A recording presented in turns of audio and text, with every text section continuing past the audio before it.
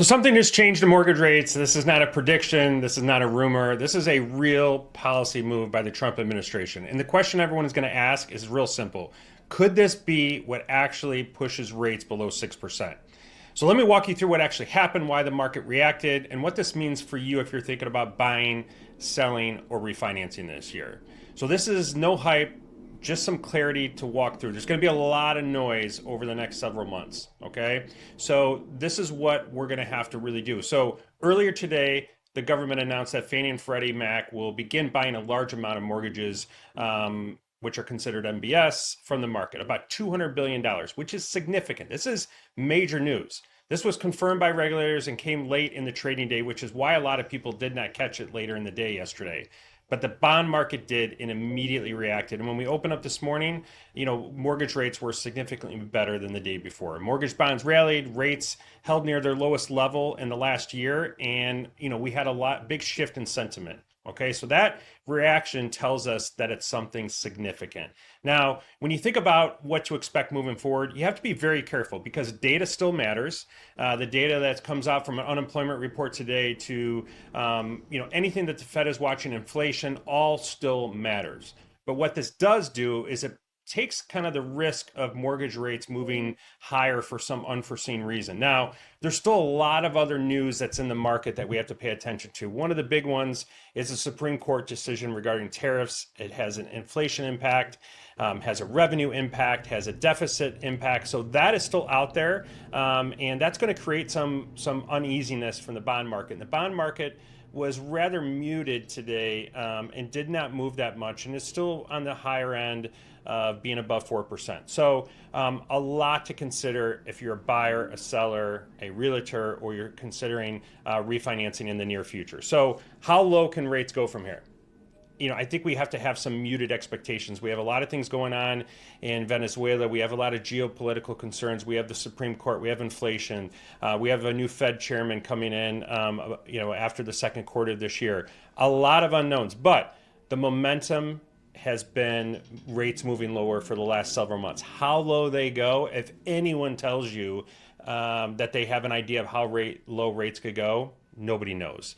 I mean, nobody expected this policy decision. No one expected, the president to announce it. So we have to be very, careful what we predict for rates to do. Now, what I would do in the near term is be very careful how low rates go. Today, rates are below 6%. We're around 5.875, 5.99 on the average 30-year fixed. To put that in perspective, this is the first time that we have been below 6% on an average 30-year fixed in over 3 years. So that is significant. So what you don't want to do is play this game of, well, I'm just going to see how low it goes. The analogy I always give is the same analogy. It's kind of like buying a stock. If you get an opportunity to buy a stock at $10 a share, and you say, you know what, if it goes to 8, I'm going to buy it. And then all of a sudden it goes to 12. And then you're like, you know what, if it goes to 10, I'm going to buy it. And you play this game of trying to buy it. But when it goes to 20, do you want to get in at 10, 12? It doesn't matter. You're still making money. And that's really what you want to think about with rates. It's very, very difficult to try to predict the bottom in any rate movement. And rates never move lower in a straight line. It's going to be very uneasy. So you have to look at your personal situation. You have to look at your personal timeline. And you really have to think about what is your risk tolerance for waiting for rates to drop more. There are a lot of people that purchased a home in the last several years that can benefit from a refinance and save hundreds of dollars per month. We've been helping out a lot of people, and there's a lot of great opportunities for a lot of people to be able to do that. So purchase strategy, I think, is real simple. Now, how you look at this from a purchase standpoint is very dependent on where you live. Now, in the Chicagoland market where I am and I do most of my business, we're still 58% below inventory levels from 2019 levels.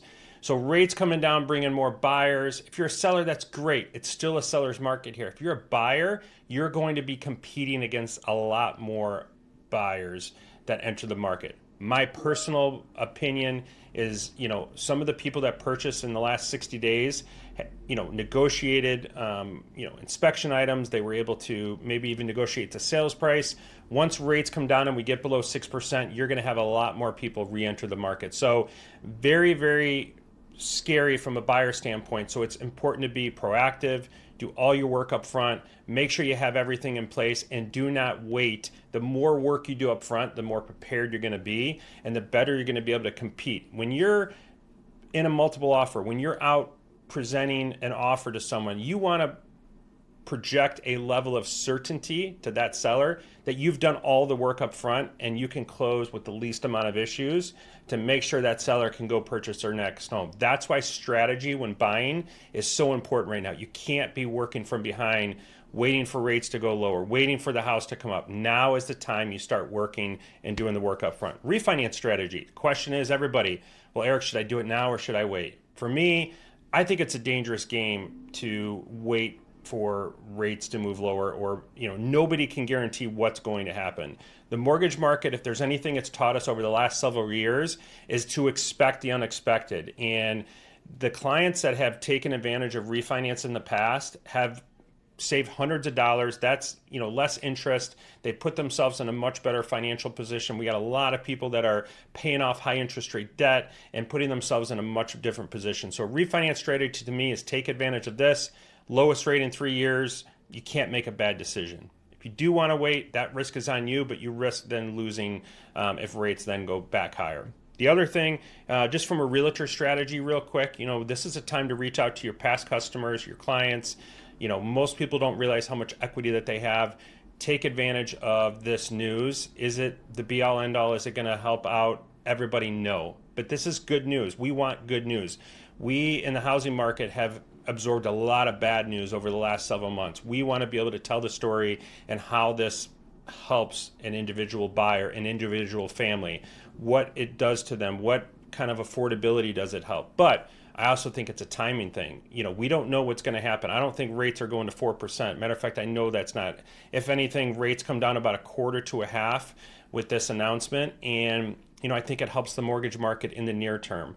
I think this year is going to be dependent on a lot of things: the job market, inflation, and geopolitical concerns, and what happens with, obviously Venezuela and all these things that are in the news. The bond market has to react to a lot. As a buyer and seller or realtor, there's a lot of noise. Our job and a realtor's job is to sift through all that noise and be professionals. Now, one of the things I would really like to say is that there's going to be a lot of noise. There's going to be a lot of people posting rates and all these things. Those people, whoever is the loudest and saying you got to do something immediately, I don't think that's the voice to follow. Right now, the most important thing is to listen, talk through strategy, and really talk through what is happening and how to benefit from that, and how to put yourself in the best position to accomplish what you want to accomplish.